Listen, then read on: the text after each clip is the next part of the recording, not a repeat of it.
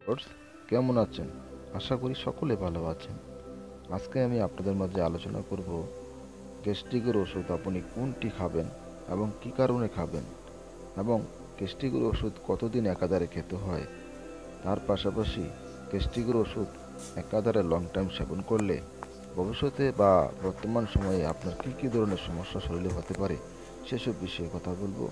তাই ভিডিওটি শুরু থেকে শেষ পর্যন্ত আপনারা মনোযোগ দিয়ে দেখুন, এবং স্বাস্থ্য বিষয়ে বা ওষুধ বিষয়ে কোনো কিছু জানতে চাইলে আমার চ্যানেলটি অবশ্যই সাবস্ক্রাইব করে রাখবেন, কারণ এই চ্যানেলে সবসময় স্বাস্থ্য বিষয়ে বা ওষুধ বিষয়ে নতুন নতুন ভিডিও শেয়ার করা হয়। ভিডিওতে আপনারা দেখতে পাচ্ছেন দুটি ওষুধের নাম, একটি হচ্ছে সেকলো আর একটি হচ্ছে লোসেকটিল। দুটি দুই দুটি দুইটি কোম্পানির কোয়ালিটি ব্র্যান্ডের।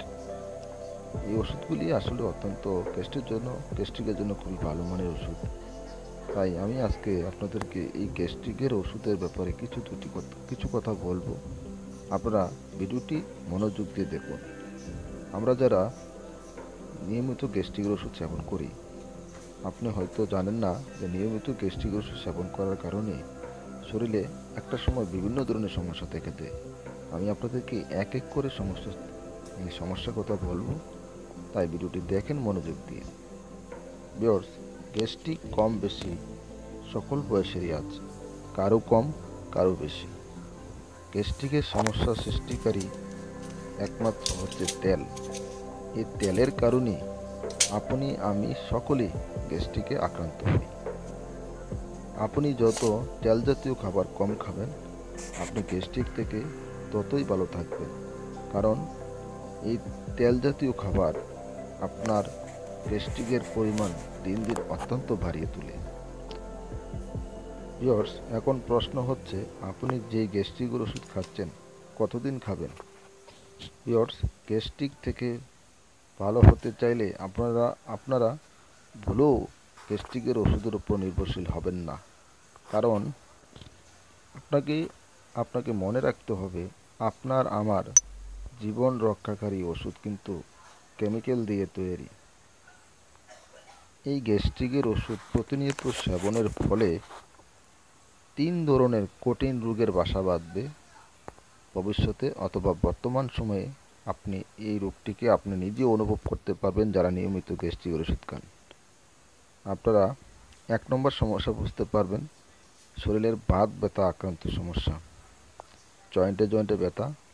কারণ গ্যাস্ট্রিকের ওষুধ কিন্তু হাড়ের ক্ষয় করার জন্য একটি অত্যন্ত খারাপ একটি ওষুধ, যারা নিয়মিত গ্যাস্ট্রিক ওষুধ সেবন করে থাকেন। 2 নম্বরে হচ্ছে হাড় ক্ষয়। আপনার সমস্ত শরীরের হাড় ক্ষয়ের সম্ভাবনা থাকে যদি আপনার নিয়মিত গ্যাস্ট্রিকের ওষুধ একাধারে সেবন করে যান। 3 নম্বরে হচ্ছে কিডনিতে পাথর হওয়ার সম্ভাবনা থাকে 90% এই গ্যাস্ট্রিকের ওষুধের কারণে। নিয়মিত গ্যাস্ট্রিক ওষুধ যারা সেবন করেন, আপনি একটা সময় কিন্তু এই 3টা রোগের আপনার শরীরে বাসা বাঁধবে, কারণ যেহেতু এটি কেমিক্যাল দিয়ে তৈরি, সেজন্য এই 3 রোগ অটোমেটিকলি আপনি যদি নিয়মিত গ্যাস্ট্রিকের ওষুধ সেবন করে থাকেন, তাহলে অটোমেটিকলি এই 3টি রোগ আপনার শরীরে হবে। ভিউয়ার্স, যতটা সম্ভব গ্যাস্ট্রিকের ওষুধ এড়িয়ে চলার চেষ্টা করুন। গ্যাস্ট্রিক থেকে কিভাবে ভালো থাকবেন এবং কিভাবে ভালো থাকা যায় সেই বিষয়ে জানার চেষ্টা করুন।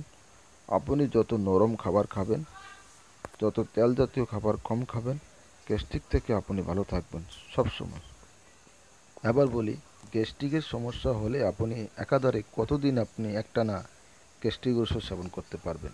ভিউয়ার্স, চিকিৎসকরা কিন্তু আপনাকে 14 দিন, 21 দিন, 1 মাস গ্যাস্ট্রিক ওষুধ একাধারে সেবন করার জন্য দিয়ে থাকে। আপনি ওই 1 মাসের জায়গায় দেখা গেছে 6 মাস, 3 মাস, 5 মাস এভাবে ক্রমাগতভাবে খেয়ে যাচ্ছেন, কিন্তু চিকিৎসক কিন্তু আপনাকে 6 মাস বা 4 মাস একটানা খাওয়ার জন্য বলে নাই। এটি একটি নির্দিষ্ট মাত্রা এবং নির্দিষ্ট সময়ের জন্য কিন্তু আপনাকে গ্যাস্ট্রিক ওষুধ দিয়ে দিয়েছে। কারণ আপনাকে মনে রাখতে হবে প্রত্যেকটা ওষুধের কিন্তু একটা নির্দিষ্ট মাত্রা আছে। মাত্রার বাইরে গেলে কিন্তু ক্ষতি হবার সম্ভাবনা সবচেয়ে বেশি থাকে। যাই হোক, যদি আপনার কোনো কারণবশত হঠাৎ করে আপনার গ্যাস্ট্রিকের সমস্যা দেখা দেয়, বুক জ্বালাপোড়া দেখা দেয়, তাহলে আজকের ভিডিওতে দেখানো যে দুটি ওষুধ আপনারা দেখতে পাচ্ছেন, একটি সেক্লো, একটি লোসেকটিল। এই দুটি ওষুধ কিন্তু একই গ্রুপের ওষুধ, দুটি ভিন্ন কোম্পানির, দুটি কোয়ালিটির, দাম কিন্তু একই সেম। আপনার যখনই বুক জ্বালাপোড়া হবে একটি ট্যাবলেট খাবেন, জ্বালাপোড়া কমে গেছে আর খাওয়ার কোনো প্রয়োজন নেই। তবে ওষুধ সেবন করার পূর্বে আপনাকে মনে রাখতে হবে আমি কেমিক্যাল খাচ্ছি, কারণ এই গ্যাস্ট্রিকের ওষুধ কিন্তু আপনার কাছে মনে হতে পারে যে এটা আমার শরীরের জন্য অনেক ভালো হবে, কিন্তু সেবন করার পর আপনি আপনি নিজে বুঝতে পারবেন না এটাতে কতটা ক্ষতি করে শরীরের জন্য।